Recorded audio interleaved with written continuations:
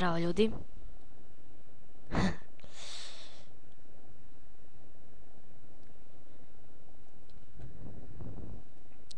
Moram da budem tih zato što mi spava sestra.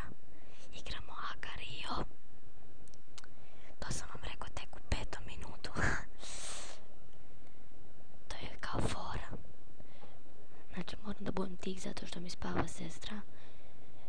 Ona spava otprilike do 12, pa zato imam problema sa snimanjem klipova.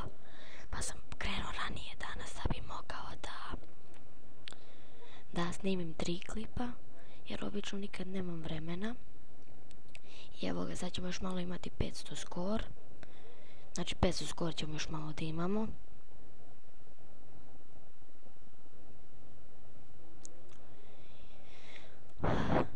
Aj sad više neću da pričam da ne bi probudio sestru, okej? Znam da se nećete ljutiti, sad ću imati 500 skor.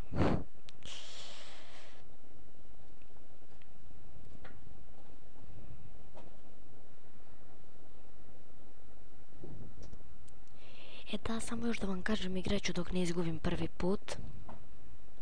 Kada prvi put izgubim, odmah gotovo. To je kao fora.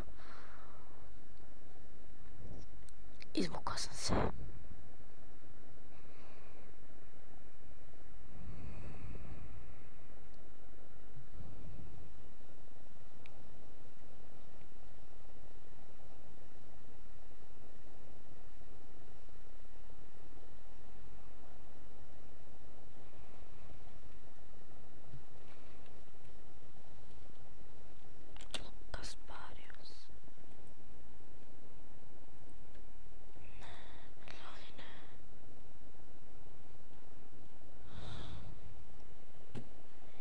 I to bi bilo to, hvala vam što ste gledali ovaj video, vidimo se vrlo uskoro, ćao!